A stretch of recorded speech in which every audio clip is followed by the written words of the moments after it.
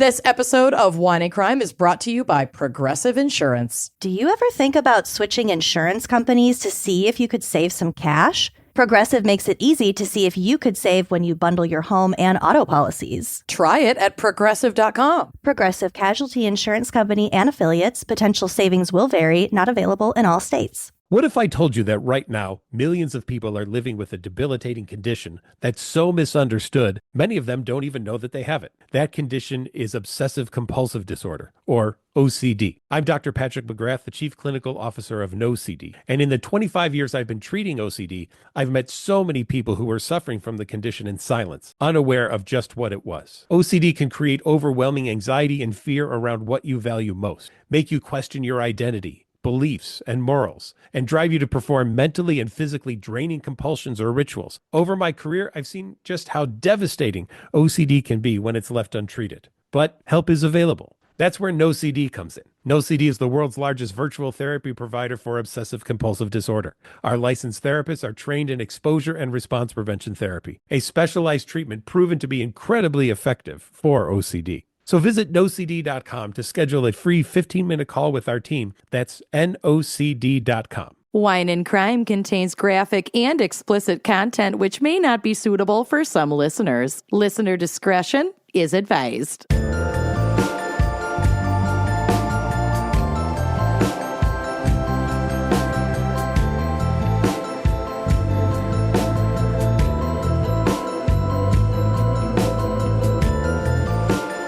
Are listening to Wine and Crime, the podcast where two friends chug wine, smoke sometimes, a lot, chat true crime, and unleash their worst Minnesotan accents. I am Amanda. I'm Lucy. I was very heartwarmed to see some of the Reddit feedback about how loopy we got in the fur crimes episode. We did. We did. It was nuts. I could barely read. I'm going to try not to do that again today. It was really fun. It was really fun. So we're not going to not go down that avenue. Today's episode is brought to you by us. This is a gal's You're pick. welcome. And by us, we mean Lucy. Hey, sometimes, listen, okay. I'll let you in on something that I probably let you in on before. All right, let's get a peek behind your beef curtain. At night, when I wake up at 3 a.m. and can't get back to sleep because I'm looking at my phone. Correct. Then I'll go, there's full episodes of Forensic Files on like Facebook videos. Yes. So I just go in there and just listen to multiple Forensic Files episodes with my eyes closed and my eye mask on till I drift back to sleep. Because I feel like it's more polite to my sleeping partner to not fully turn on the TV and have like the light and everything. Incredible. Yeah. So I come up with quite a few of my episode topic ideas. You do. Through that avenue. You do. And I feel blessed because in searching for a case for today's topic, which I'm about to get to, I found a great case that inspired another gal's pick that I'm submitting for down the road. So okay. I'm excited about that. Everybody wins. We each have our own method. We each have our own method. We have our own thing. But today's Gal's Pick episode is Luminol Crimes. Crimes solved, or at least maybe taken to court with the use of luminol evidence. Yeah.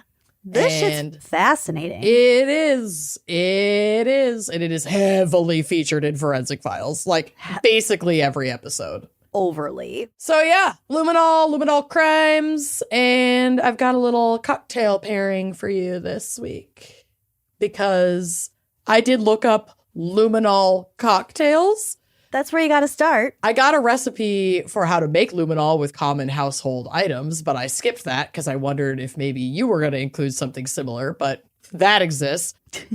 And there's also a podcast with that name, so that's fun. But the few actual drinkable luminol cocktails that I could find were predictably bright blue.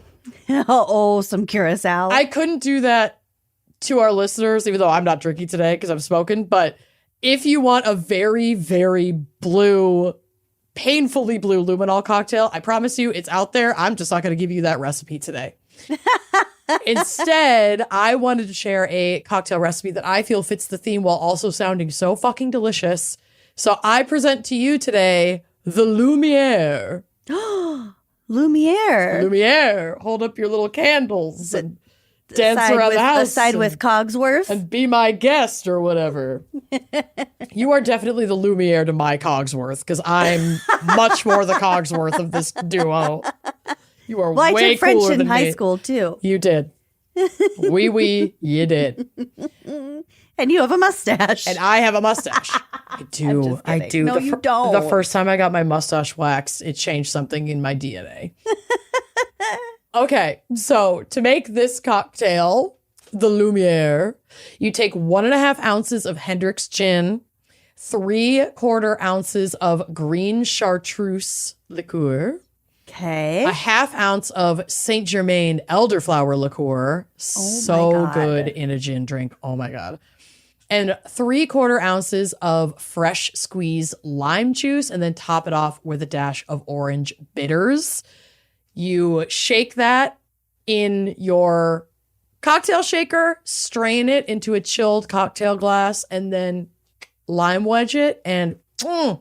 oh my God. The chartreuse is that green aspect adds like an herbal note to the cocktail. The Hendrick's has some of that Winter green. but also I feel like Hendrick's has more of the cucumber aspect to it. And then, of course, you've got the Saint Germain, the elderflower. It's just that little hint of sweetness with the lime juice. So fucking good. It sounds amazing. Delicious. I know. So I have 2 things to say about this. okay. Number 1, I think a more accurate luminol colored beverage would, instead of blue curacao or UV blue, of course, remember Hypnotic? Oh, Hypnotique? Yes. It was like kind of milky blue. yes. That's much more of a luminol because, the luminol blue, it glows like that because of black light. No. I thought you shine a specific light on it and that's what makes it glow. We'll get to it. Oh, wow. It Or just it glows glows in the because of dark on its own. Chemiluminescence instead of like Damn. bioluminescence. It just glows. Oh, that's crazy. All right. Well, I clearly don't know shit about luminol, so we should You're about probably. to. Oh, wait. My other comment, though. Oh, yes. What? So something that I have always noticed when luminol is mentioned in like forensic files, someone will say it lit up like a Christmas tree. Gin, Christmas tree. So when you were talking about cocktails, I was thinking, oh, I pine. hope it has gin so you can light it up like a Christmas tree. Oh my God. You are so good at finding connections. It's the English major in me. I can't believe it. I love to find a through line. Please, if you make this at home, tag us in a picture of your cocktail because I want to see how it turns out and I want to get your review because it sounds so good and I'm going to make one this weekend. So please, please, please, please, please tag us on the socials in your Lumière for Luminol Crimes and tell us how it tasted. Lumière. All right. Candle. I'm half a Lumière. You are half a Lumière. Well, this is the perfect opportunity for you to get a second candle because we're going to take a break to hear a quick word from our sponsors. No, I never have been a great gift giver, and Mother's Day is right around the corner, and I'm always stressing about what to get Mom for Mother's Day, especially, when you get the classic mom, oh, don't get me anything. I don't need anything. Okay, well, you're my mother, okay? I want to get her something that feels special, and Quince is there for me, solved it for me. Everything is so high quality. Everything feels super thoughtful, and it's actually affordable, so now you don't have to overthink it. You just go straight to Quince for your gift giving. Speaking as a mother, I would love virtually anything off of the Quince website. June just hands you a cashmere sweater. Happy Mother's Day. Yeah, because their cashmere sweaters start at $50. Yep. They've got very affordable, beautiful 14-karat gold jewelry, Italian leather bags, fragrances. They've got it all. And the best part is all Quince items are priced 50 to 80% less than similar brands. I'm Let's go. shocked at the prices. I know. Every time. By partnering directly with top factories, Quince cuts out the cost of the middleman and just passes those savings straight on to you. And they only work with factories that use safe, ethical, and responsible manufacturing practices and very premium fabrics and finishes, which we love. They've got such adorable stuff. I know I always rave about my laptop bag. Yes. It's black Italian leather, gold accents. It could not be cuter. And I have also been eyeing their like linen pants and shorts for the spring. I have a wish list. It's on my Mother's Day wish list. Oh, so cute. I'm definitely going to get my mom some jewelry. Oh, I love all of their jewelry. It's so cute. Thoughtful, timeless, totally her. Shop Mother's Day at Quince. Go to quince.com/wine for free shipping on your order and 365-day returns. That's QUINCE.com/wine to get free shipping and 365-day returns. Quince.com/wine. You tell yourself, I'm just going to read one more chapter, just one more chapter, just one more chapter. But suddenly it's 2 a.m. and you're like, oh my God, I need to go to sleep, but I also need to know what happens next. I need to know how it ends.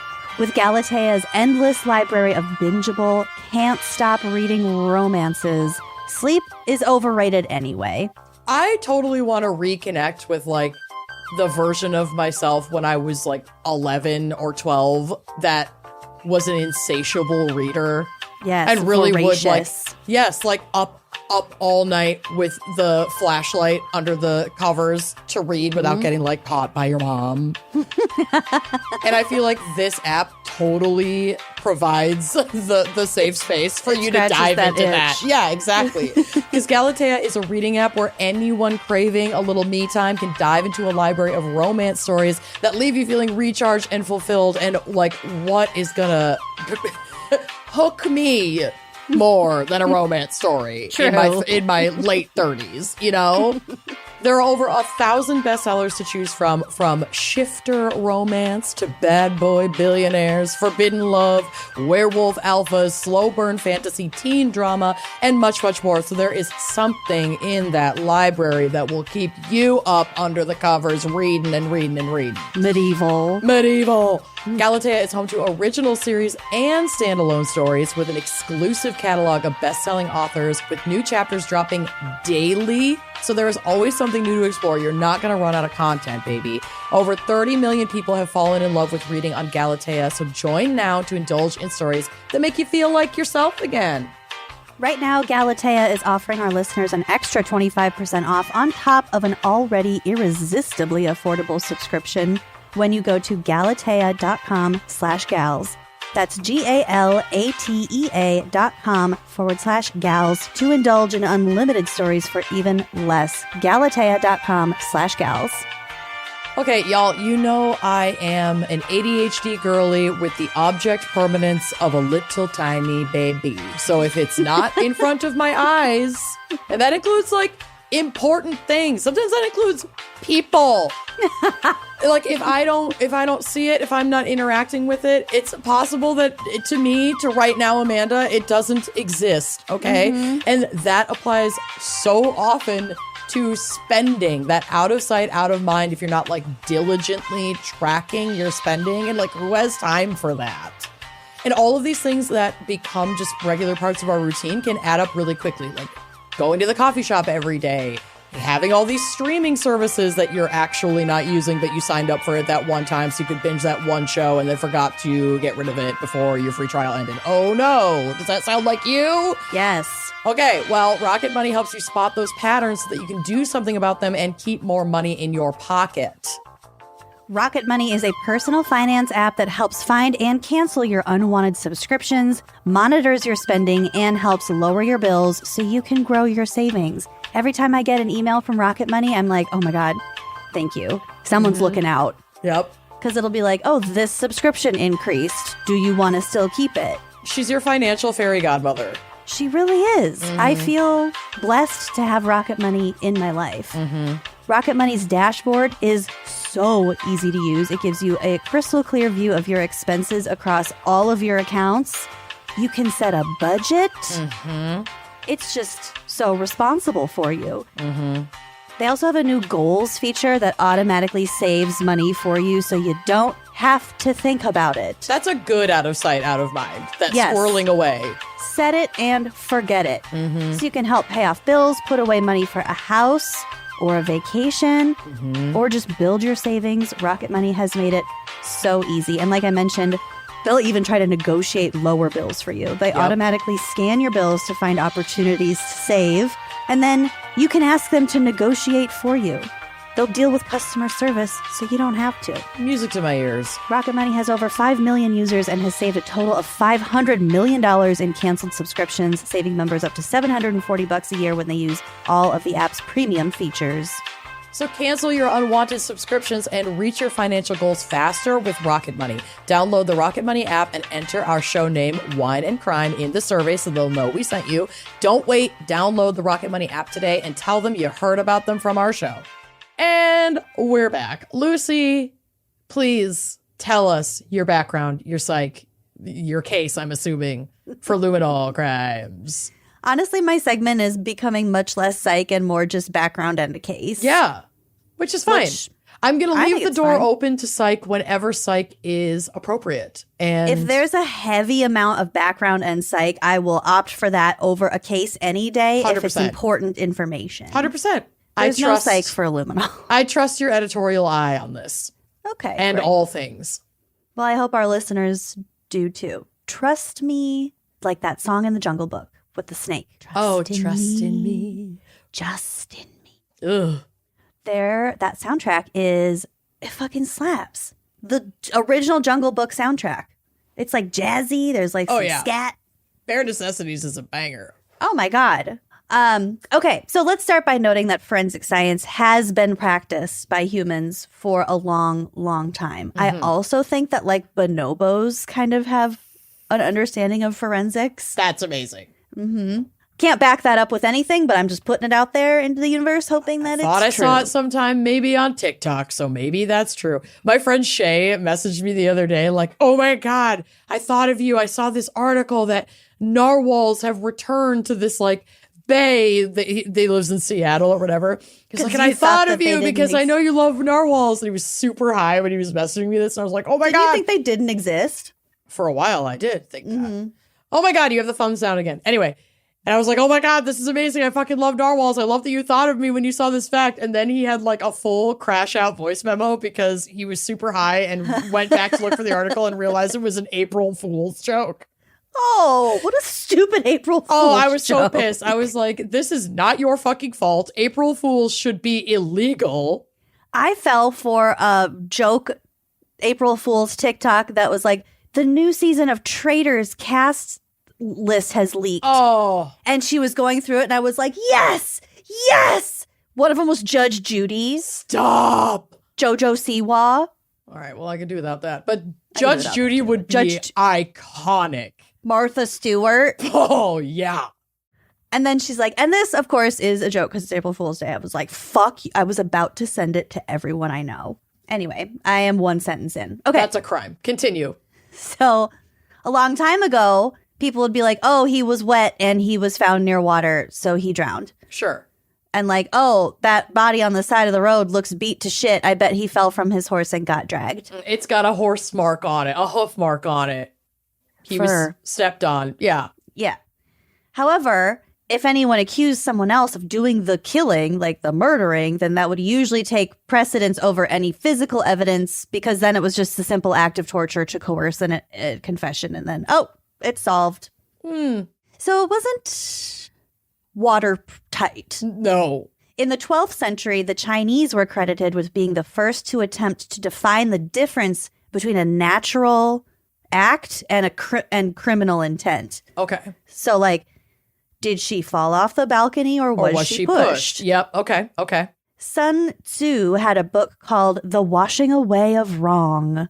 Love that. Drama queen. Okay. I know. They're so dramatic. That had some pretty interesting observations in it. So, one, drowning victims will have water in their lungs. And number two, if there's damage to the cartilage of the neck, then the victim was probably killed by strangulation. Okay. So this to us today sounds like really elementary, but because it's being written down, this is the first time it's being written down and therefore like codified. Yep.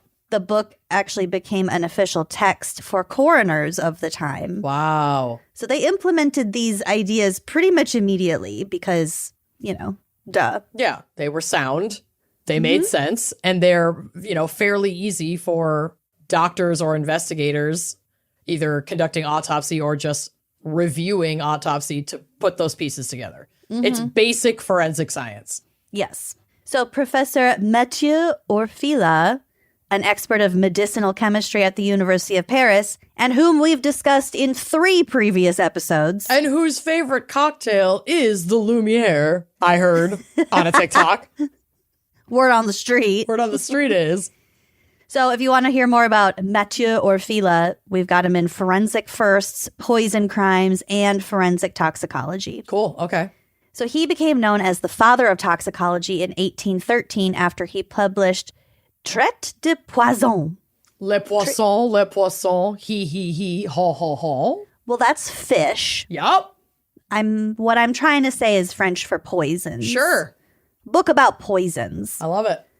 So he was also the first to be credited with attempting to use a microscope to assess blood and semen stains. Oh, dang. Cool. Yep. In the 1800s, fingerprints and hair began to be used as evidence for criminal investigations. So all of this is to say that today we stand on the shoulders of those that were staring at crusty semen through shitty microscopes.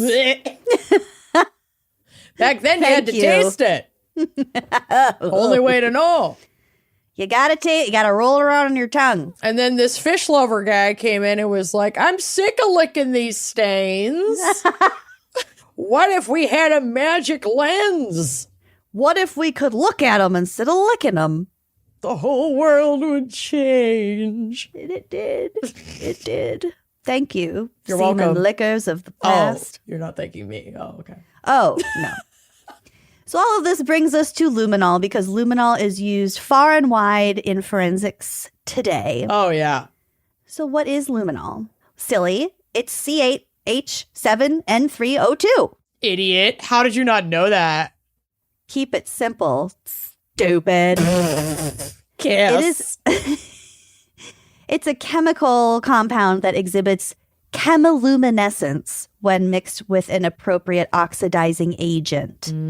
So it by itself is a whitish, like kind of off-white yellowish crystalline solid that is soluble in most organic solvents, but not water, ironically. Okay. So the compound itself, think of it like salt, basically. It's a and then you have dust. to mix it with a certain liquid, and then you can spray it. And then when it reacts with an oxidizing agent, it glows. Okay, so it glows bluish on its own, and they have to turn the lights off to see that glow, and that's probably why I always just assumed it was black light.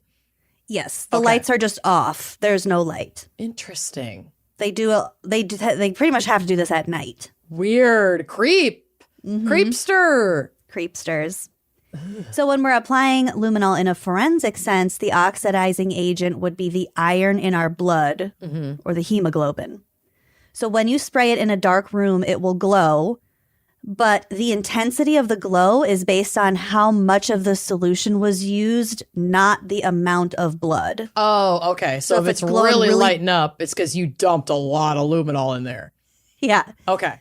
So when you hear the talking head on Forensic Files say the scene lit up like a Christmas tree, maybe they should consider conserving their chemical resources a little bit more. Yeah. Dial it back, officer.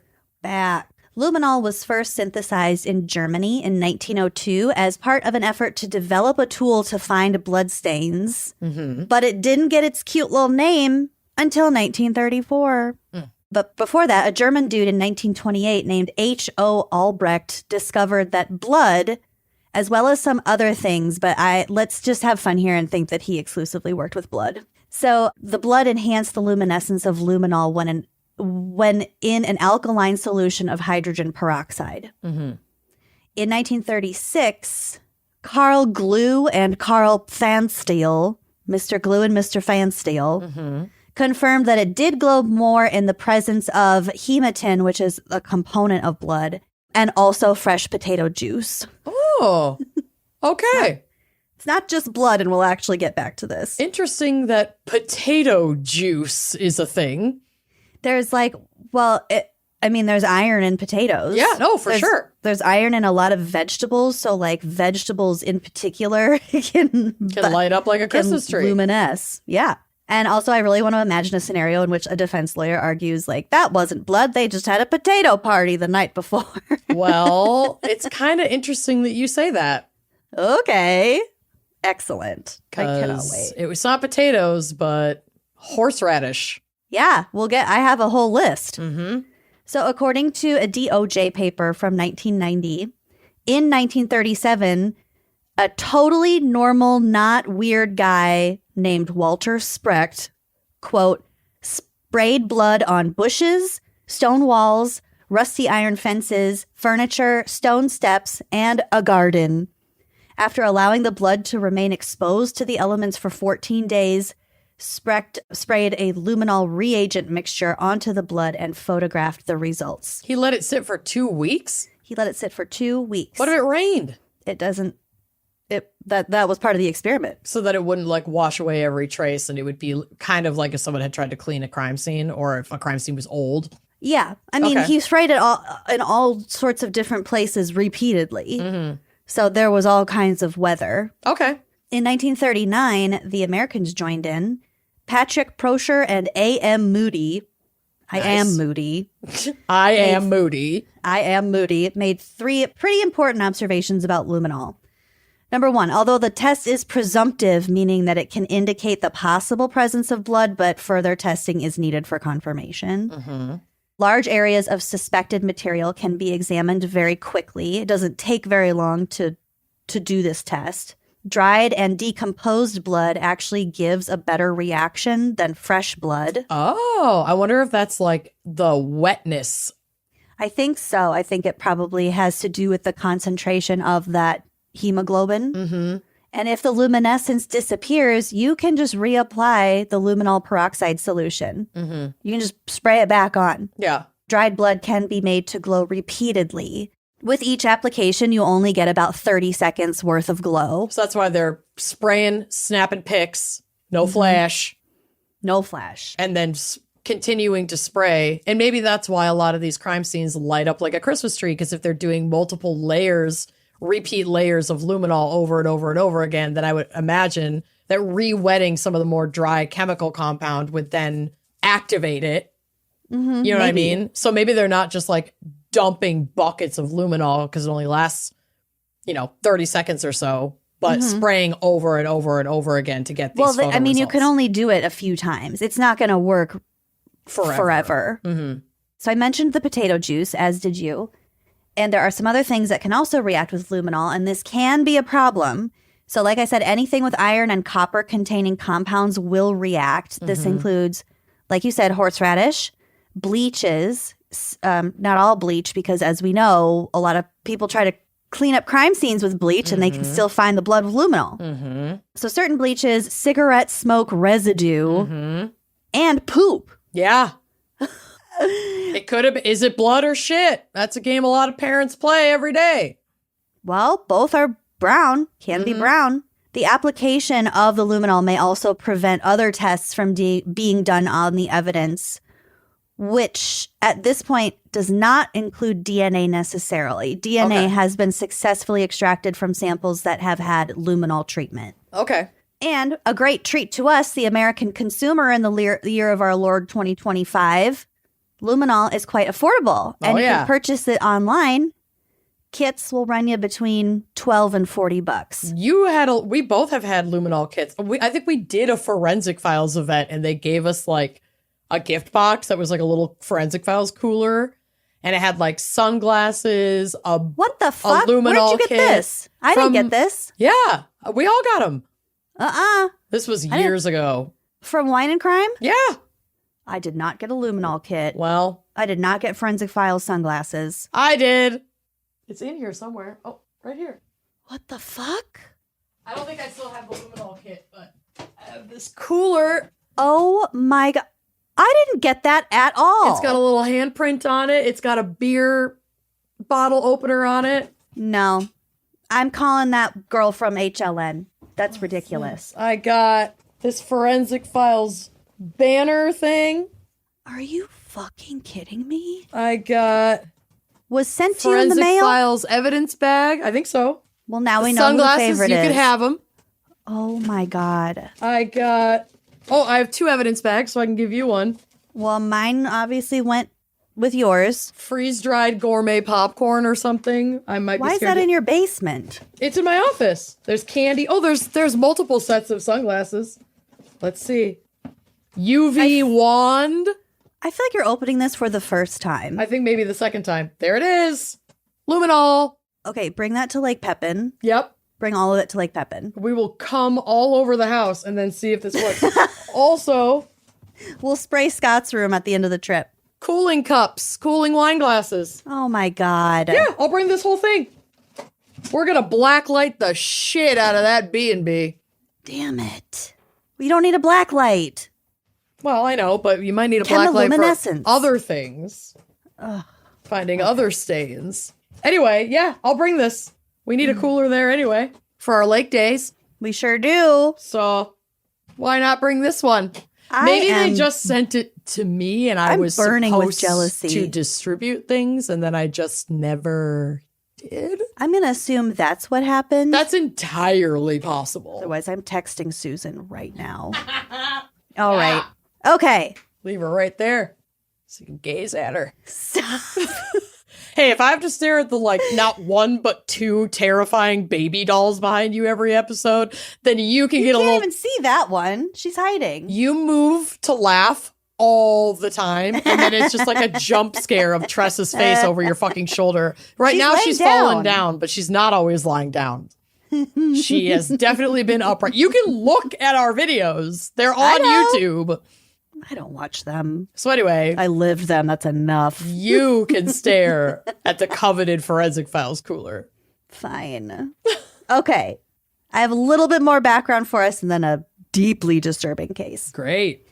So Luminol has a bit of a less famous cousin, which I also got the idea to include this from a middle of the night Forensic Files listening party. Tylenol. Ninhydrin. Oh. Tylenol. Luminol. Tylenol. They sound like cousins. I thought Luminol sounded like a bad marketing name, but it's not. It's just what it's called. It's not a proprietary thing. Mm-mm.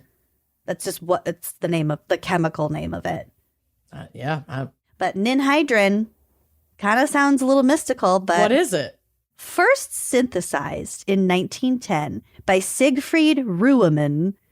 He also saw that the substance reacted, but this time with his own skin, later determined to be specifically with the amino acids on his skin. So when the ninhydrin touches his skin, it turns a deep bluish purple that they later named Ruemann's purple. Weird. So he got his own color. Good for him. This discovery was made 7 years before Helen was born. Jesus Christ. Oh, as we record this, it's the anniversary of the Titanic sinking, only my 5 God. years before Helen was born. And it's Helen's birthday. Oh, shit. Because holy shit. You talk Weird. shit about her on her birthday. I mean, I wasn't talking shit. I was just stating how iconic her age was. Happy birthday, Grandma. Happy birthday. Okay, so, and he figured out that it turned purple because of the amino acids on his skin. So, how do you think this can be applied? I don't know. So, in the 1950s, a couple of Swedes named Odin and von Houston suggested that ninhydrin could be used in developing latent fingerprints, Oh, hell yeah. quote, as the terminal amines of lysine residues in peptides and proteins sloughed off in fingerprints react with the ninhydrin. Huh. Duh. It's as simple as that. Easy as pay. Easy as pie. So therefore, obviously, the substance could be used to get fingerprints from porous surfaces such as paper or wood or fabric. Yeah. Yeah, that's very important because it's way harder to get fingerprints off of porous surfaces. You're not going to dust that You shit can't and use dust some it. Scotch tape to just peel it off. No. So there are some downsides. Ninhydrin has issues with long-term stability unless it's kept really, really cold. Okay. And it can also sort of kill you. And like long-term exposure, it can cause allergic reactions such as rhinitis, which is the inflammation of the nasal lining, and asthma. Ugh. So a lot of like respiratory issues from inhaling mucousy tube inflaming. You're going to want to use the good PPE for handling that.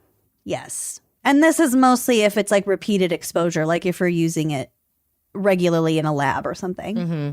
So that's what I've got for us on luminol. I didn't really tell you how to make it. That's okay. You can Google it.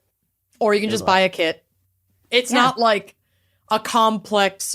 It's not like Breaking Bad. I mean... I don't think you're cooking anything. No. I think you're just mixing stuff up. Yep. And yeah, you could. It's very accessible. You can just buy it online. Just buy it. Just buy it. But if you don't have store-bought, homemade is fine. Homemade works. So now we come to my very disturbing case. Are you ready? Yeah. Okay. In 1991, Dennis and Ione Huber were living in Newport Beach, California with their 23-year-old daughter, Denise.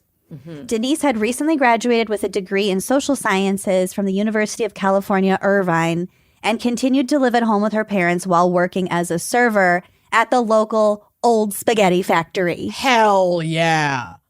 I also read that she was also part-time sales associate at Bloomingdale's. Oh, I miss Bloomingdale's. Me too. A Bloomingdale's in Newport Beach in the early 90s. Are you fucking kidding me? It's heaven. That's heaven. I know. A Bloomingdale's in Newport Beach in the early 90s. Mm-hmm.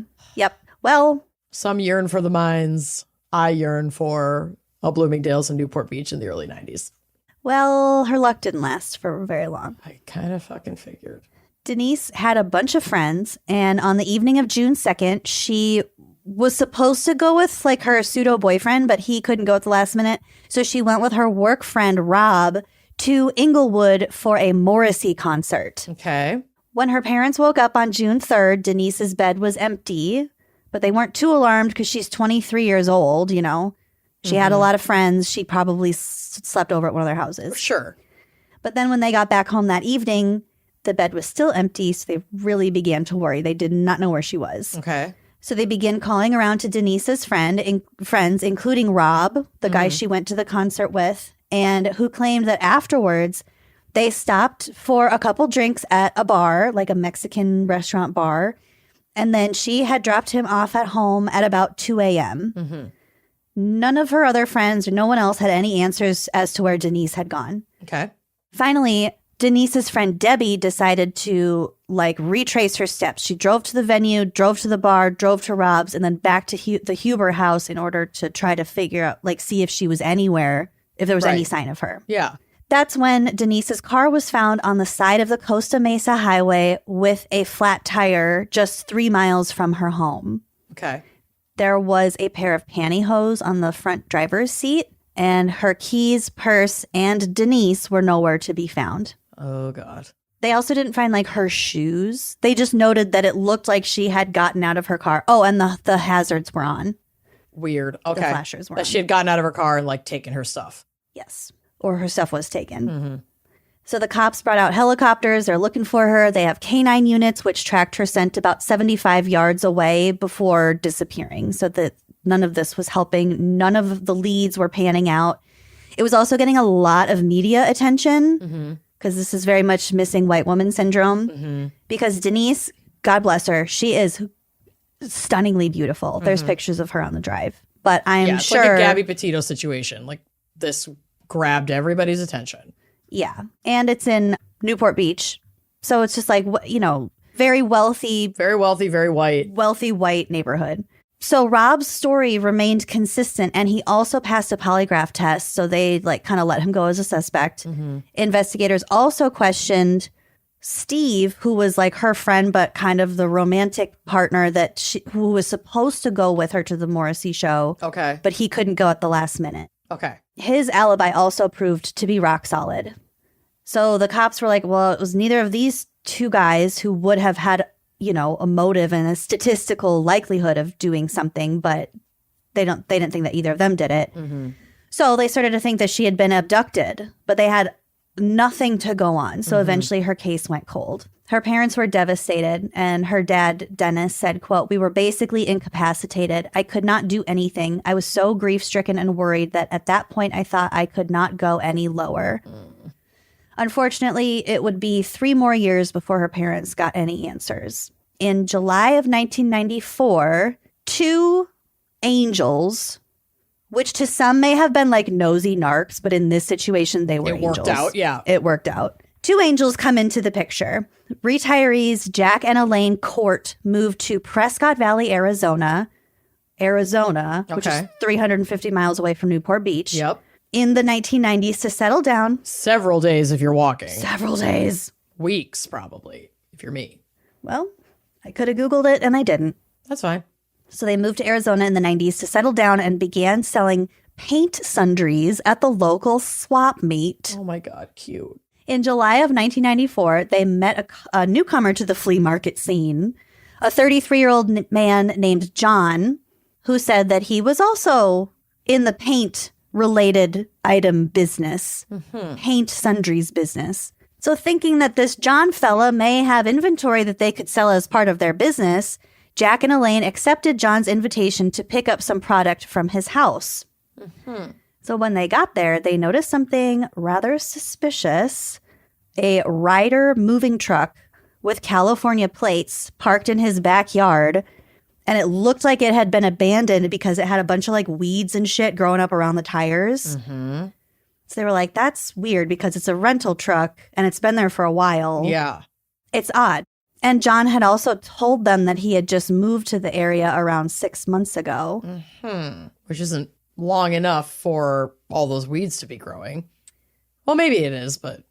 Well, either way, it felt very suspicious. Yeah, you return a rental truck. And I also want to note that his mother lives right next door to him. Red flag. Red flag, but also could be why the truck may or may not have been there for longer than he had actually lived there. Got it. Okay. There are not very many sources about this case that I could find that aren't like straight up court documents. And the few articles that I did find that were more cohesive, a lot of them had very different information. Okay. So there's a lot going on, and I can't confirm 100% how much is like super duper accurate. Fair enough. Nothing else about the visit was alarming, but Jack and Elaine decided to write down the license plate info from the truck just in case it had been stolen. And they just wanted to know if they were dealing with a fishy character here. Good for them. They wanted to know who they were buying their paint sundries from. Yeah. Keep it on the up and up. So not too long after, they passed along the info to a deputy who had stopped by their flea market booth for some painting supplies. This is the most small town shit I know. I've ever fucking heard. I know. But like the way this all went down, I mean, we'll get to it, but I think that if they hadn't done what they did. Yeah, it's one of those things where it's like a string of coincidences will just lead to an answer. And it does happen. Yeah. A cold case. So I think that they had this guy come up and were making small talk, and he's like, "Oh, I'm a deputy police officer," and they're like, "Will you run this plate for us?" And he was like, "Sure, random strangers." So he did. Jesus. He ran the info, and the truck did in fact come back as having been reported stolen 6 months ago from California. Yup. The deputy then went to John's house. No one was home, but he was poking around, as they do. Sees the truck. Well, he definitely saw the truck. Yeah. He also saw a number of things that alarmed him. There were chemicals sitting outside the truck, and the truck had an extension cord leading from the back of it into, I believe, either an outlet on the side of his house or like into his garage. It was plugged in. Oh. Something in the truck was plugged in. No. And like running. No, I know what it is. What is it? It's gotta be a freezer. Yeah. Okay. Ah! So he thought that whoever stole the truck may have been using it as a drug lab. Sure. Because it could have been lights, it could have been a grow lab, you know, it could have been a lot of things. So yeah, that extension cord could be connected to anything. That's a totally normal thing to assume. So his first move was to call the narcotics team because he assumed that it had something to do with drugs. Okay. And there's those chemicals outside of the truck. Like The chemicals, yeah. Yeah. The narcotics team got a warrant, and within an hour, they're back at the house. So they're looking at the truck. And in the back of the truck was indeed a deep freezer with a padlock on it. No. Again, assuming there were drugs inside, they opened it to find a bunch of plastic bags covering a large plastic bag with a very bad odor emanating from it. God damn it. Sheriff Scott Masher said, quote, "When we cut the plastic bag open and peeled it back, I could see an arm. And as we began to open the bag more, it appeared to be a young adult female." No. No. Oh, it's so rough. I'm warning you. The victim was found frozen, like in fetal position, basically on her knees with her head bent down and her arms handcuffed behind her back. Oh my God. Cloth had been stuffed in her mouth, which was duct taped closed, and she had a plastic bag over her head. Ugh. I think that's where they left it before they sent it to the medical examiner.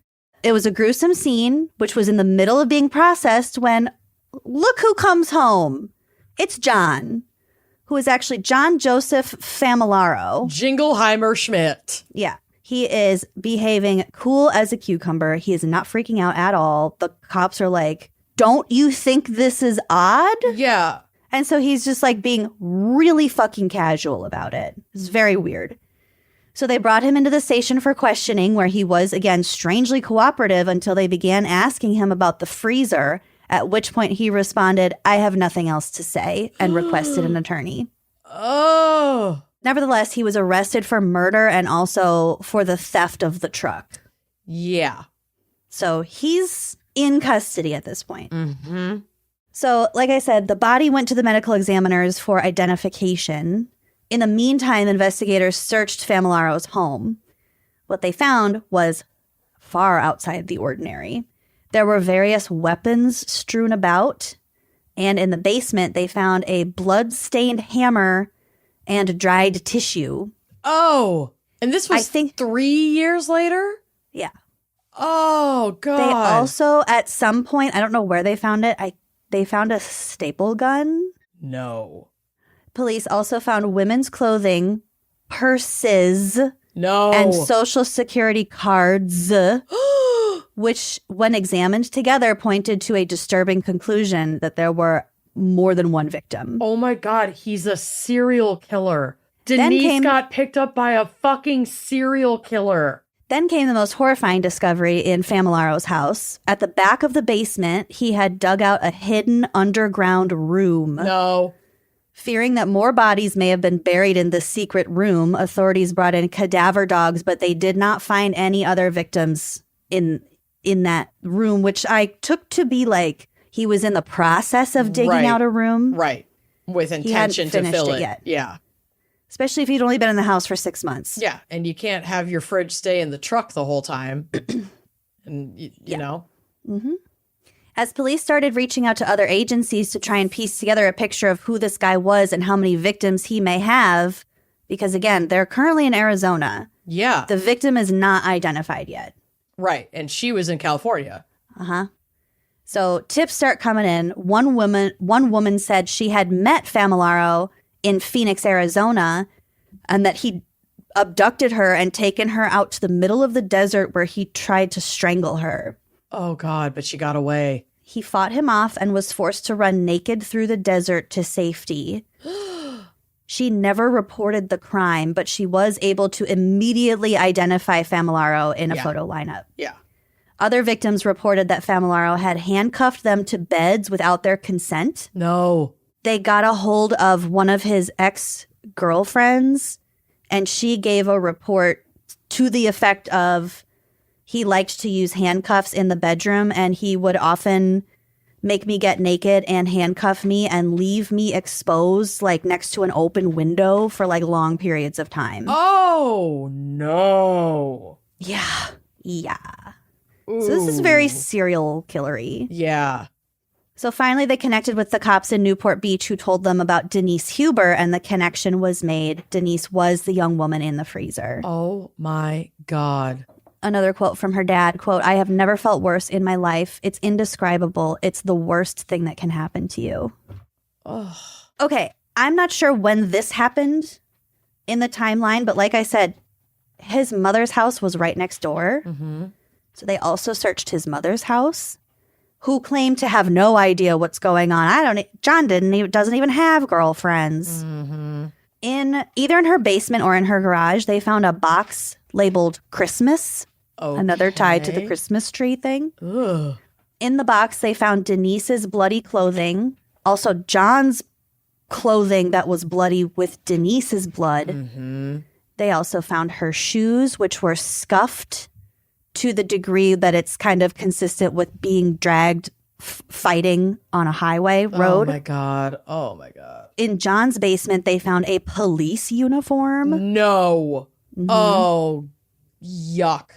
And he had handcuffs. Yeah. So he's impersonating an officer to gain trust. We don't know that for sure, but it is Seems logical. pretty likely, yes. Mm-hmm. Here comes the worst part. Trigger warning. It's violent and graphic. An autopsy revealed that Denise had been sexually assaulted and that she died from blunt force trauma to the skull after being struck more than 30 times in the head by what was likely a hammer, possibly the one that was found in the house. Oh my God. Her skull was Destroyed. I have goosebumps. They interview the medical examiners in the Forensic Files episode that's based on this. Yeah. And she said when they took off the plastic bag, it was just pieces. Oh. And she had to get another, someone who was in forensic anthropology to reassemble the skull. So they could even determine how many hits she'd taken. Yeah. Oh. So the first step was to piece it back together. Oh my God. And she was describing having to start at the top and work her way down because your head and face bones get smaller the more down and forward you go. Oh.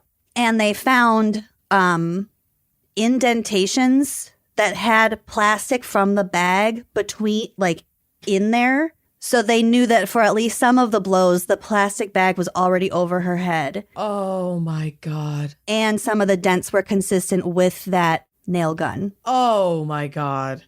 I know. Oh, it's sick. It's so sick. So at the time of Denise's disappearance, Falamaro, turns out, had been running a paint business in a warehouse that was in Orange County, not far from where Denise's car had been found abandoned. It was just a few miles away. Mm-hmm. When police went to search the warehouse, they found a room in the back because Guy loved his secret fucking rooms. They sprayed the walls with luminol, which revealed that they had been covered in blood because none of this was visible. It had been washed away, but they sprayed it with luminol and they could see there was a lot of blood. Yep. Further testing showed the blood to be from both Denise and Famolaro. Interesting. Somehow. I don't know how his blood got there, but Hopefully she took some chunks out of him in the struggle. I hope so. Police believe that he had been out hunting for victims when he came across Denise trying to fix a flat tire because they did examine the tire and it was legitimately flat. Mm-hmm. It wasn't slashed or anything. Yeah, not like sabotage. She was in the wrong place at the wrong time. And he happened to drive by and see this girl changing her tire at 2 a.m. You offer your assistance. He then struck her with a hammer, dragged her back to his car, handcuffed her, and took her back to his warehouse where he raped and killed her. Oh my God. It's likely he held on to her body with the intention of burying it along with the evidence that he kept at his mother's house in the pit that he was digging in the bottom of the house in Arizona. Ugh. In 1994, Famolaro stood trial for Denise's murder after pleading not guilty. Okay. Yeah, good luck. He was convicted of murder and kidnapping and sentenced to death in 1997. He is currently awaiting his execution in San Quentin in California. Holy shit. So the Forensic Files episode is Ray! called Frozen in Time. I know. Sorry, Ray is trying to kiss Lucy's face while she tells this horrific story. He's so gentle. I know, it was really cute, but this is not a good time for this, Ray. I know. So the Forensic Files episode is called Frozen in Time, and there's also a book called Cold Storage by Dan Lasseter. Oh. Here's where I think I might need to read the book because I was disappointed at how little information they have about the other IDs from these other women that they found. Yeah, because it's giving big serial killer energy. Yeah. Oh, yeah. So I found a Reddit thread with a bunch of conspiracy theories about this guy too, but I feel like nothing there's is no concrete. way that this was his only murder victim. There's no way. I don't think so. 30 times in the head. I don't believe it. And the handcuffs. No. And all the escalation. The woman he tried to kill in the desert who got away. Yeah, and the fact that he had killed this woman 3 years ago. Maybe it took him so long. Maybe he wanted to like bury her in some special way as like his first victim.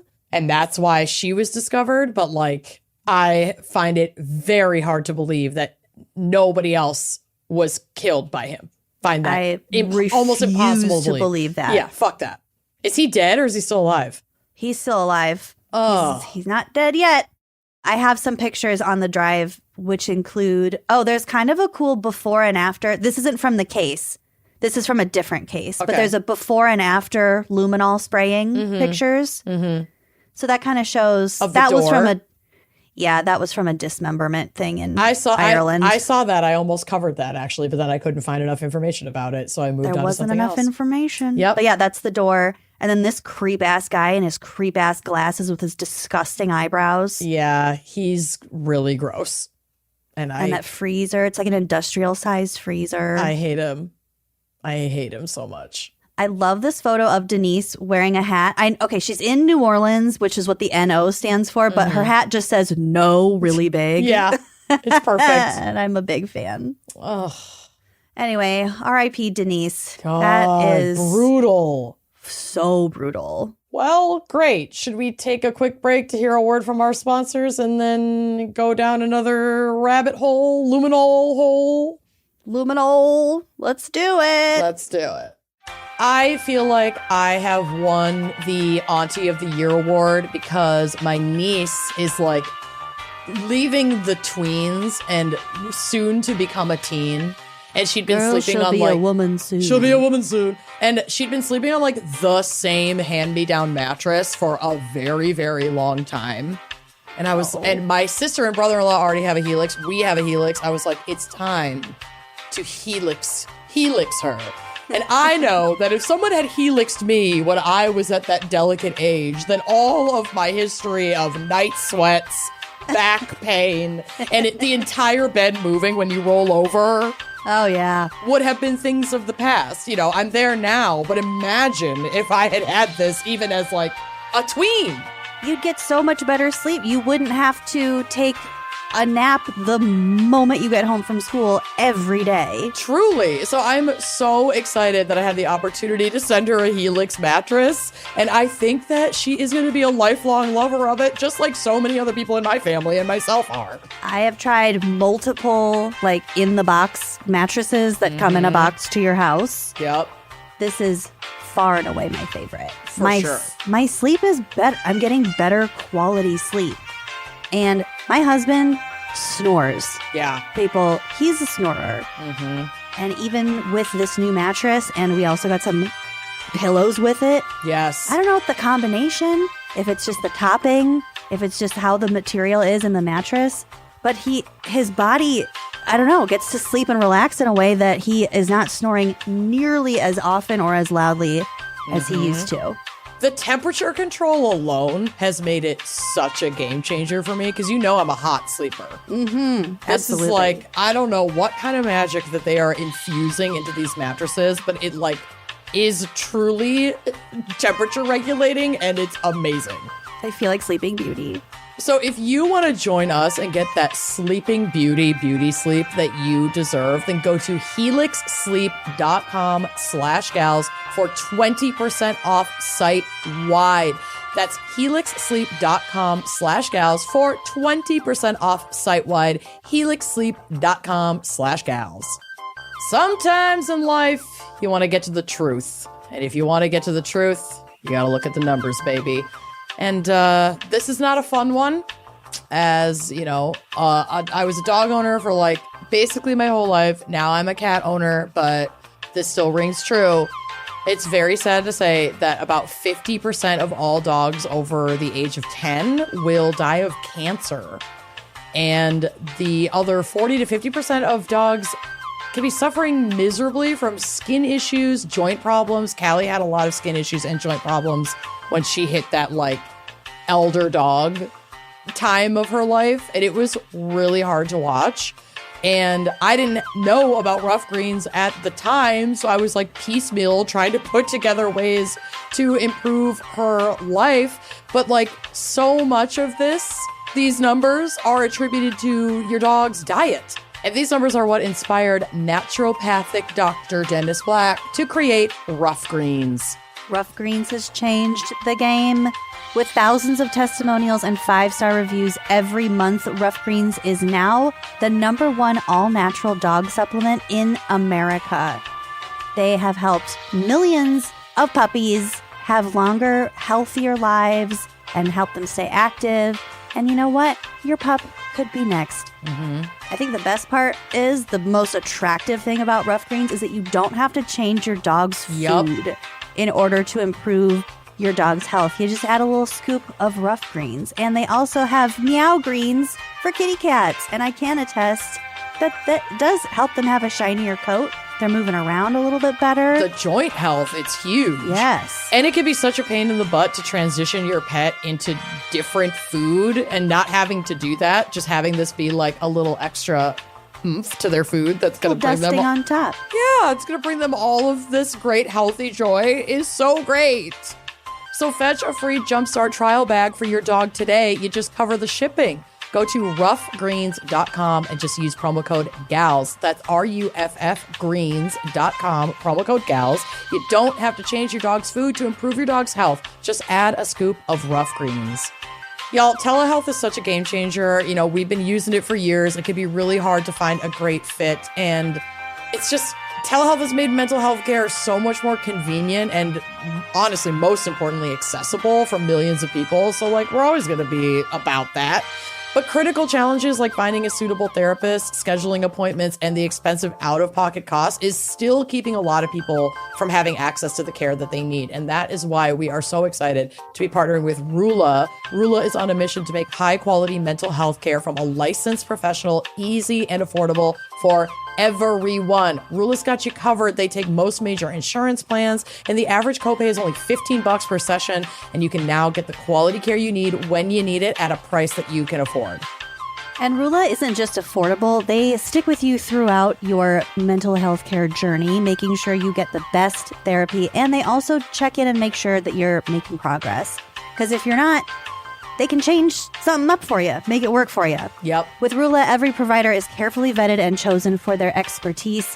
You will always know you're in the hands of quality providers who are dedicated to making real progress in your care. So the first step on your journey to mental well-being is easy.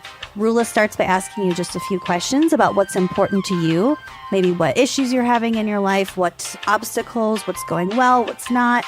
And then they provide a list of licensed in-network providers who match your preferences. Mm-hmm. You can schedule your preferred time and meet with your therapist as soon as the next day. It can be so hard to find a therapist that's compatible with you, that also like does what you need them to do. Right. And to be able to do that with such a quick timeline and like really be confident that they're going to take care of you every step of the way, from finding that provider to like the ongoing care, is huge. It's an extra layer of care that you don't have to completely handle all of this on your own, because it can be very daunting. Mm-hmm. So go to rula.com/gals to get started today. That's RULA.com/gals for convenient therapy that's covered by insurance. Thousands have already trusted Rula to support them on their journey toward improved mental health and overall well-being. Head on over to rula.com/gals to get started today. After you sign up, they'll ask where you heard about them. Please support our show and tell them we sent you. Go to rula.com/gals and take the first step towards better mental health today. You deserve quality care from someone who cares. Okay, so as Lucy has made abundantly clear with her segment, you just can't talk luminol without talking forensic files. No, you can't. You sure can't. So today I am revisiting the episode Where the Blood Drops. And this is the story of car dealer Bill Mowbray's sudden death and the subsequent trial of his wife, Susie. I think maybe Mowbray. Maybe Mowbray. It's got a W. Yeah. Either way. You don't mow the lawn. That's very fair.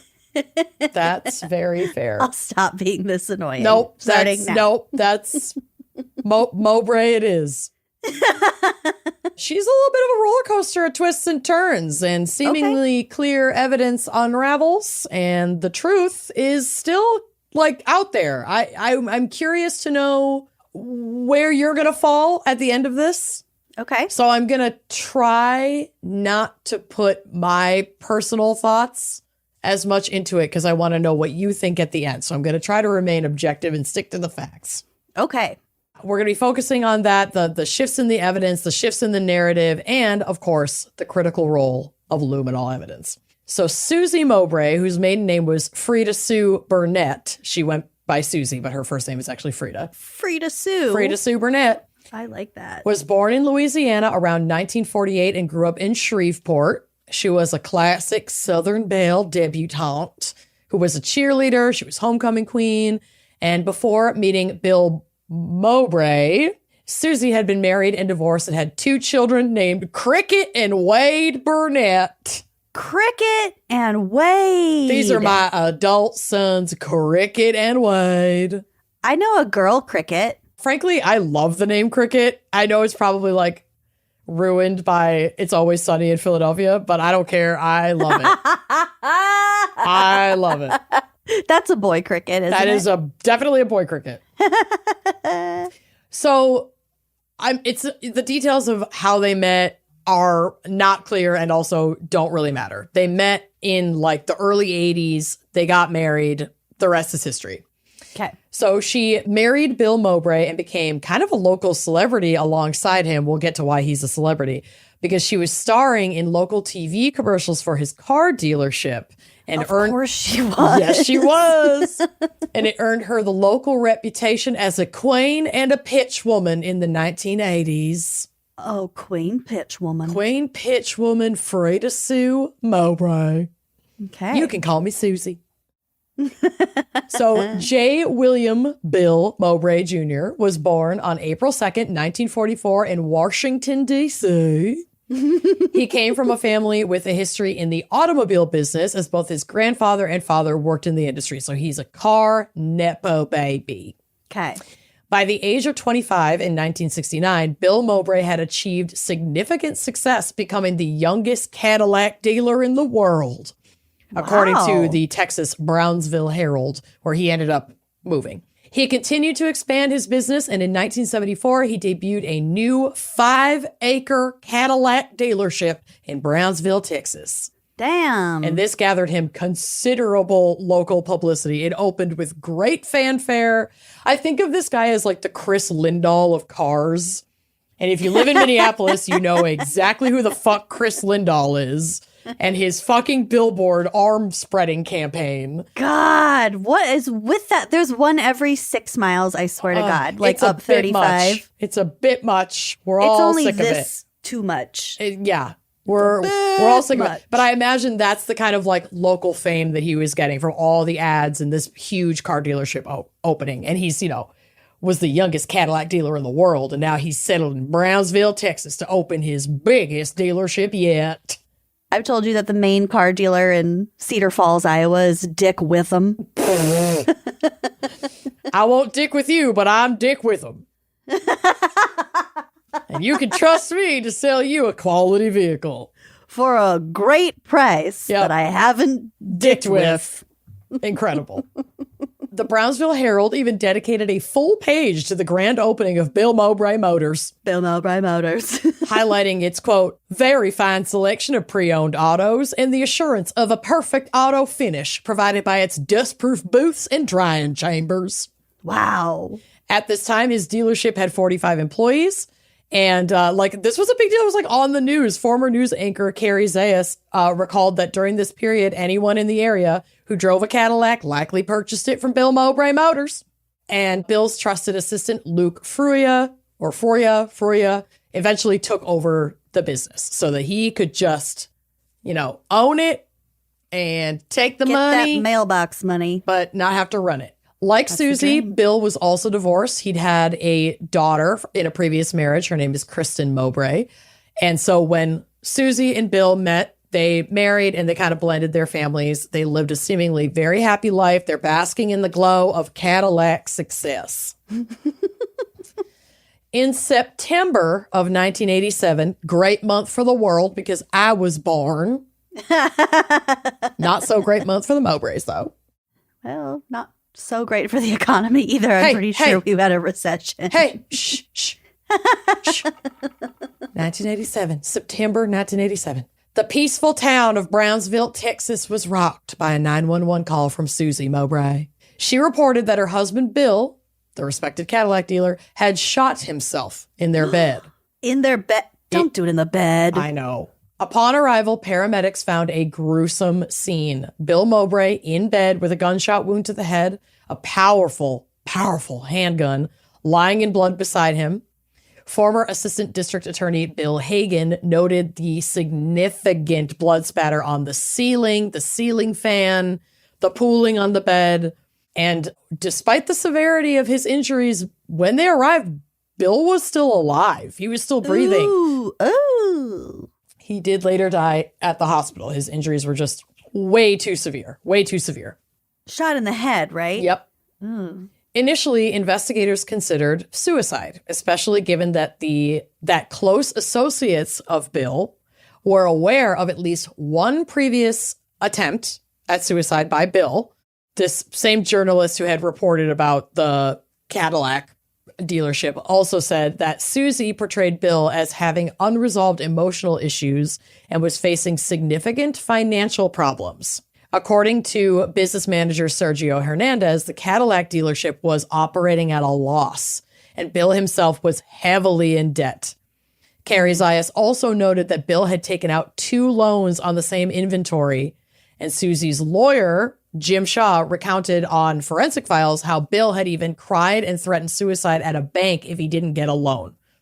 Oh, Bill. Yeah, so he was not in a good way. No.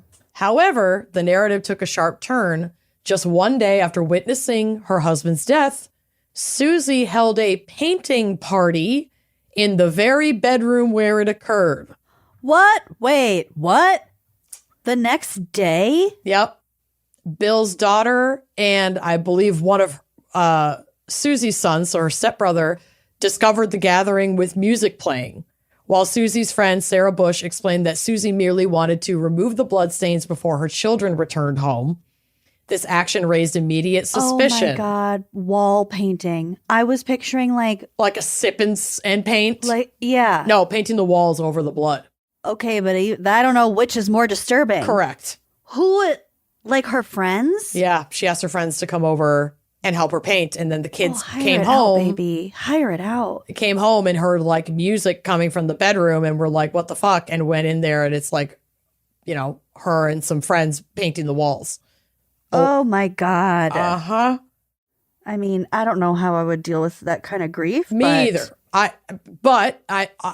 We're pointing it out because it changed people's perspective, especially the investigation's perspective on whether they should be looking at her. Susie had called, this is also a thing that happened that is, I think more egregious than the painting. The night of the shooting, Susie had called Bill's assistant, Luke Faria, who had eventually taken over the business, before she called 911. And Luke was like, why are you calling me? Hang up and call 911. And so she did. Oh my God. And it's like, why the delay? Why call him first? It's a little That's weird. But again, if you had just witnessed your husband shoot himself in your bed, of course. You mean she might have been completely out of her mind. I can't even begin to imagine.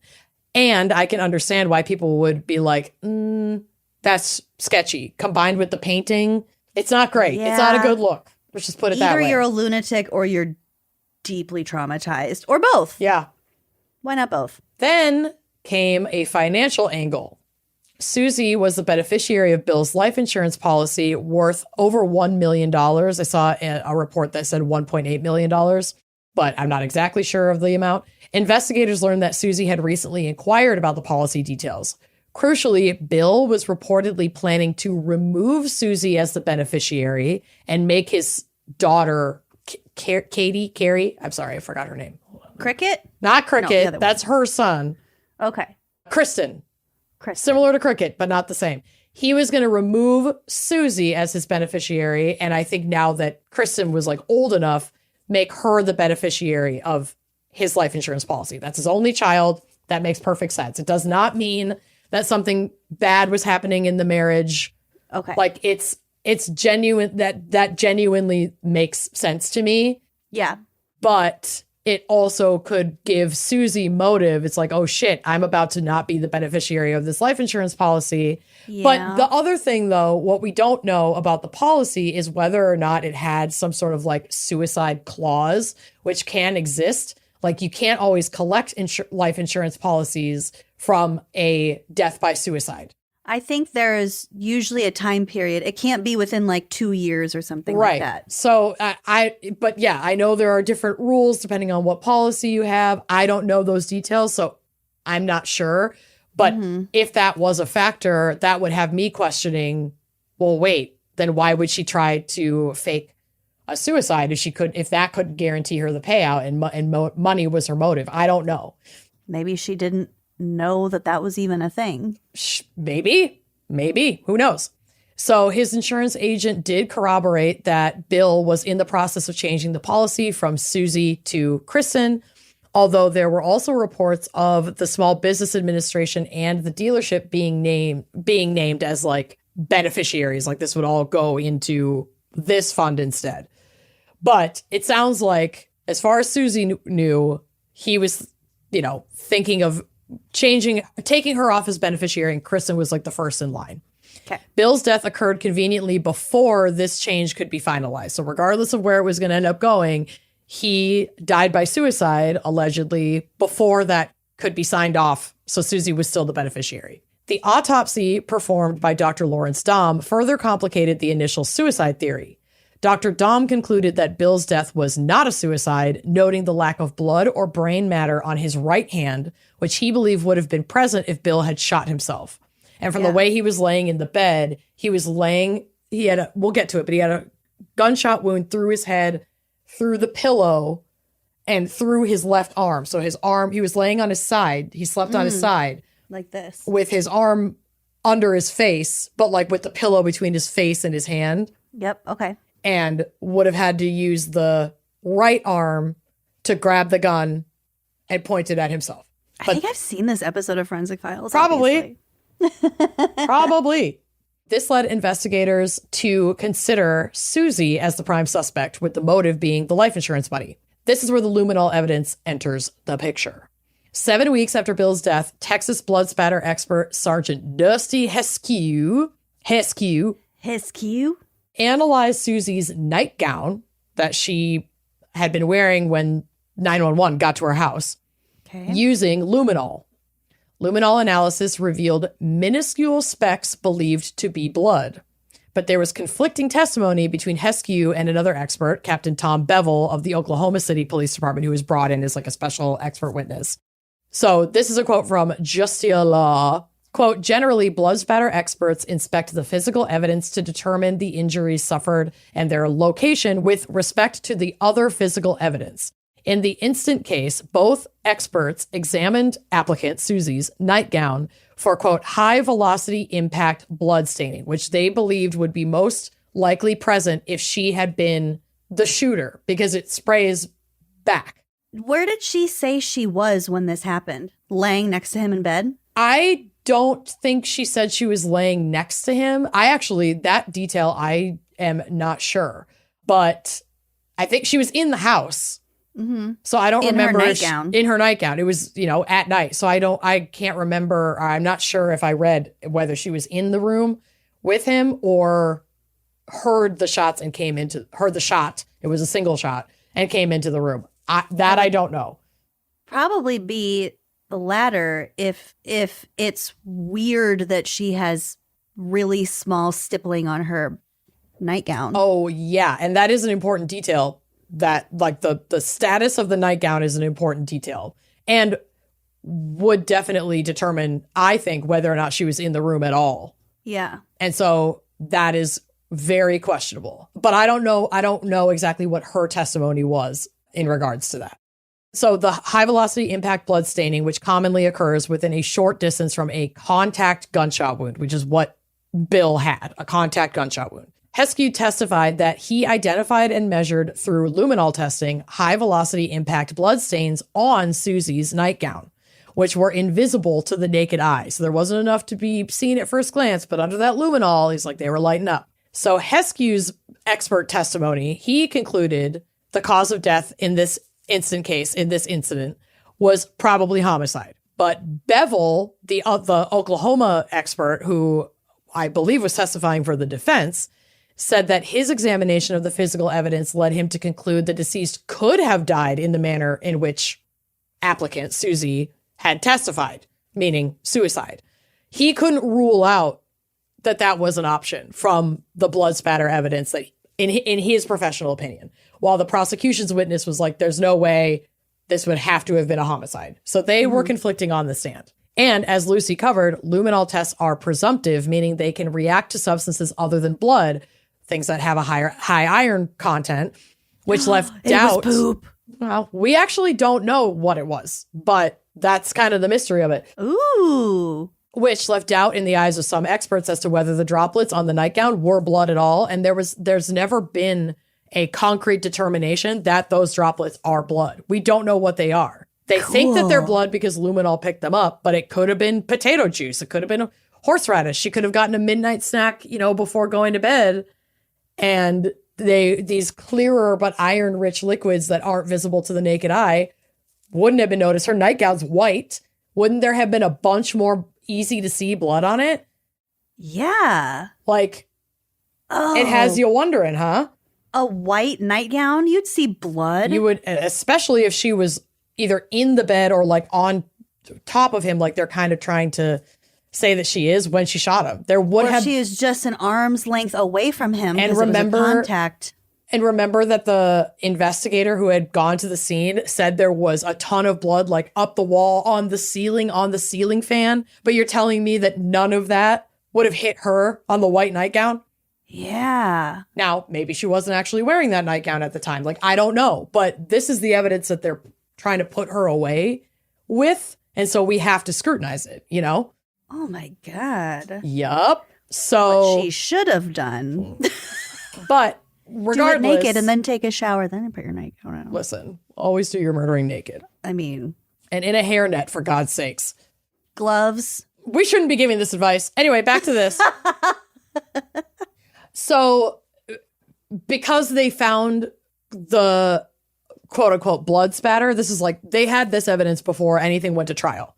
So they luminol the nightgown as part of the investigation. Obviously, this is huge evidence that's in trial, but I kind of jumped ahead. And now at this point, it's all right, well, our experts say there's blood spatter on this nightgown. You're the only person that was home. The coroner report says that these are not consistent injuries with suicide. We're arresting you. So they arrested Susie and they charged her with, I believe, first-degree murder. And she was facing life in prison. She went to trial 6 months after she was charged, and Heskew's luminol findings were key to the prosecution's case. He's the one who's there's blood on the nightgown. She shot him. Mm-hmm. The Mowbray's blood-stained mattress was even brought into the courtroom. Can you even fucking imagine, as a juror? I bet it was just to be look how much blood there fucking was. Probably. Whoa. Yup. But the defense emphasized Bill's history of emotional issues and threats of suicide, as well as their expert, Bevel's, testimony that the spatter evidence could indicate suicide. Despite this conflicting evidence, apparently the prosecution's case felt stronger to the jury because in June of 1988, so a year after his death, Susie was found guilty and sentenced to life in prison. Dang. But this is not the end of the story. For 8 years, Susie remained behind bars. Her son, Wade, became convinced of her innocence and enrolled in law school, determined to prove it. Oh my God, Wade. He focused on the evidence concerning his mother's nightgown. While luminol had indicated the presence of possible blood, the rest of the white gown appeared pristine. And in another major twist, it was revealed that another blood spatter expert, someone named Dr. Herbert McDonnell, had analyzed the evidence and could not confirm that the material on Susie's nightgown was blood at all. So even a blood expert couldn't tell you if it was blood. Oh my God. Even more significantly, the prosecution had suppressed this doctor's report, Dr. McDonald's report that should have been testimony at the trial. They kind of squashed it because it contradicted their homicide theory. So all the evidence wasn't even presented in court because they found they can't do that. No, they can't. They very much cannot do that. Wow. McDonald had told prosecutors that he found no indication of bloodstains or high-velocity impact spatter on the nightgown that would have been present if Susie had shot her husband while wearing it. Susie's side disputed the luminol tests, noting that substances like horseradish can cause luminol to glow and that the nightgown hadn't been specifically tested for blood. And now it was too late. Step 2, my dudes. Uh-huh.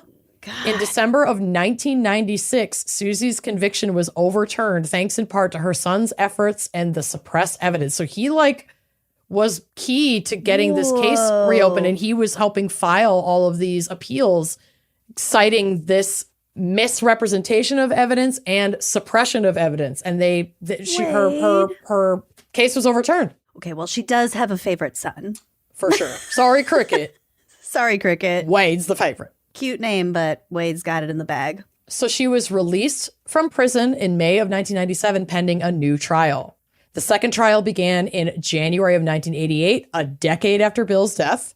This time, the defense highlighted Bill's, suicidal ideation, the things his behaviors, things that had been coming up in his life recently, his financial situation, the unreliable nature of the luminol evidence that the previous trial had been so set on. Because the investigators and the prosecution were trying to say that because I read this somewhere else, I guess I didn't include this in my case, but it was like Bill's brother or something, or maybe one of his kids testified that he was a side sleeper. Mm-hmm. So their theory was that Susie, while he was asleep, had straddled him, keeping him in that sleeping position, shot him in the head, and then just set the scene essentially and, scurried away to call the business partner and then call the police. You'd be covered in blood. She'd be covered in blood. So maybe she changed, but we never found any evidence that she had disposed of clothing. I mean,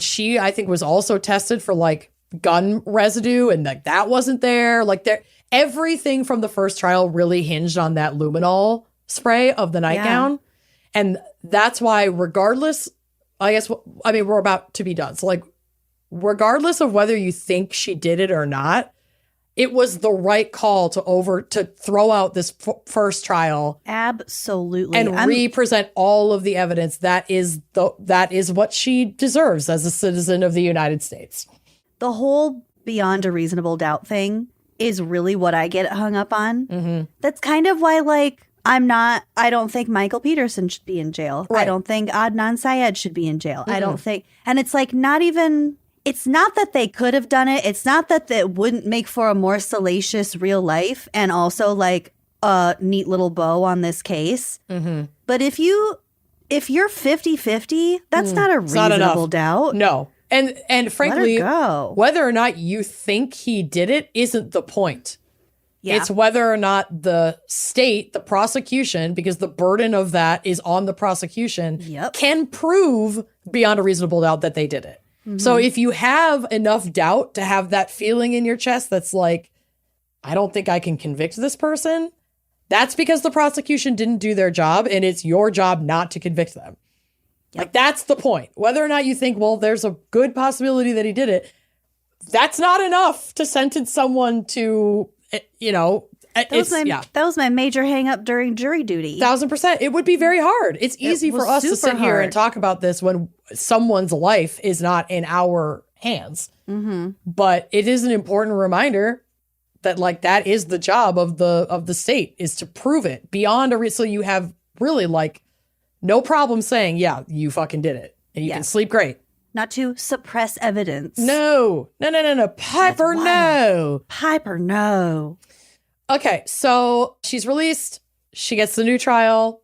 And even Heskew in this new trial, or maybe ahead of this new trial, conceded himself that his original trial testimony was scientifically invalid.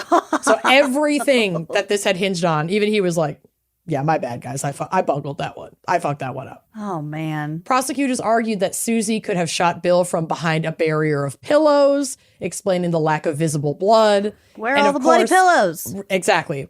And of course, they pointed to the insurance money. During the defense's closing arguments, Susie Mowbray, at that time 49, dramatically cried out in court, "I didn't do it!" And on January 24th, 1998, the jury returned with their verdict of not guilty. Good.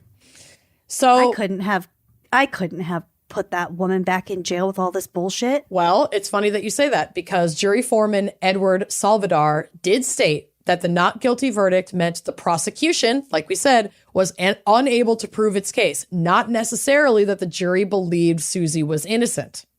Them's the rules. Yep. So they did their job. Wow. Bill's daughter, Kristen Mowbray, strongly disagreed with the verdict. I don't blame her. I mean, I certainly have my doubts on this whole thing, but the state doesn't have enough, in my opinion, to do this. Yeah. But, Kristen gets to feel how she feels about it. That's her dad. This is not at all a reflection on her. She gets to disagree and she's valid. And if it was suicide, that's such a complicated thing, especially involving a parent. And it's really hard to unpack all of that. And if Susie did kill him and she got, a not guilty verdict, that's pretty fucking hard too. I don't blame anyone for how they're responding here. No. And this last bit is also a little bit like, really, Susie? Really, girl? Oh. Did we have to do this? Because more than the shouting out in court. No, oh my God, Ray keeps licking you. I love it. She, after her acquittal, I guess, did still try to collect his life insurance money and free to sue. I know, and was denied. Yeah, you got your freedom, bitch. Walk away. Yeah, so I guess there were legal battles to regain the insurance proceeds that were ultimately denied based on res judicata, meaning the issue had already been decided in a previous court judgment. It had already been decided she wasn't going to get it. So when she tried again, they weren't going to give it to her. And I guess I haven't followed up to see if she is still fighting that to this day. God willing, I hope not. Let it go. Piper, no. But either way, she did not get the 1.8 million. So yeah, I guess, what do you think? Like, was she an innocent woman wrongfully convicted, or did she get away with murder, or... Because I don't know. Here's, again, with the Michael Peterson thing, you can be a weirdo, kind of shitbag person and not have killed your spouse. And she's obviously sort of a dramatic weirdo. She was the car dealership queen or whatever. So I don't think she did it just because of how much blood there would have to be for a contact gunshot wound with a high velocity gun, whatever you said. Yeah. If there's blood all the way up the wall, on the sheets, soaking the bed, on the fan. Yep. And she has zero visible stains on her nightgown. I agree. I agree. Also, and I think that if she had changed her clothes, or... Yeah, I mean, maybe she did do it naked and then shower. I don't know. But like, I feel like there would be other evidence. The fact that it's only that tiny, minuscule, literally they said not seen to the naked eye blood spatter that sealed her fate. Obviously, the motive with the life insurance is applicable, but like, we don't even know that they were arguing about that at all. We don't know that that had any impact on the marriage whatsoever. It is a totally normal thing to do, to have your insurance policies circumvent, at least that's, obviously people have multiple insurance policies, but have some that circumvent the spouse and go to the next of kin. Like, that's not an uncommon thing. I'm dealing with something like that right now with my grandma. Like, I know that this happens. So yeah, that could totally be one of those things where it looks like a smoking gun, the insurance thing, but it's actually kind of coincidental. Also, like, how many male heads of household have killed themselves because of financial stuff? Because not uncommon. Have you seen the third season of White Lotus? Yeah, that family in Waterbury.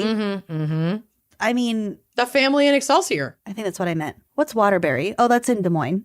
Either way, it's not like we haven't heard of people going even further, family annihilators from this kind of stuff. It happens kind of a lot. Not to mention, women don't usually use guns like that. Yeah. I don't know. Statistically, absolutely not. She didn't do it. If we're looking at those kinds of factors, I just no. I couldn't. She might be a crackpot. I don't think she killed him. No, I honestly, I don't feel strongly enough that she did that I could have convicted her either. Yeah. Like, I totally agree with what the foreman said. That's like, yeah, there's some shady stuff here that makes me very uneasy about her and does make me question her involvement in this incident. But the prosecution has not provided enough for me to be able to say with confidence that she did that. The point is, here's your evidence. It's circumstantial. It's all bullshit. Yeah. None of it holds up. So, yeah, I mean, luminol evidence is obviously compelling, and it's amazing that we have that technology.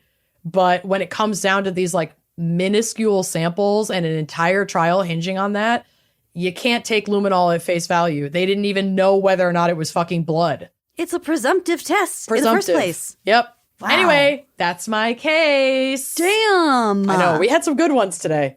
Yeah, I liked this topic, if I do say so myself. And it helped me rediscover my forensic files cooler. And now we have luminol. I'm so excited to fuck with that on. Yeah. We got to get horseradish. We know we'll have poop. I'll bring my finger prick glucose monitor so that I can provide blood samples. Hell yeah. And I will bring, not this is related, my ghost meter. Just in case. Just in case. I'll bring my dowsing rods. Want to go now? Yeah. We'll meet the other guys. Let's wrap this up weeks. so that we can just get there 2 weeks early, please. We're going to Lake Pepin. On these dates. And this is the address. Just kidding. Thank you so much for listening. And once again, if you want to hear this episode and all of our episodes ad fucking free. So free of ads, it'll blow your mind. It'll blow your load. Head on over to Uncorked. Yes. Go to our website, wineandcrimepodcast.com. Click on Uncorked. Find more info. Love it. Love it. Well, we love you. Thanks for listening, and we'll see you next week. Bye-bye. Thanks for listening to Wine and Crime. Our cover art is by Danielle Sylvan. Music by Phil Young and Corey Wendell. Editing by Jonathan Camp. Our production manager is Andrea Gardner. For photos, sources, and other resources, head to wineandcrimepodcast.com. You can follow us on all the socials at Wine and Crime Pod. If you'd like to show your support and get access to all sorts of wine-fueled bonus content, check out our premium channel at wineandcrimepodcast.com/uncorked. Cheers!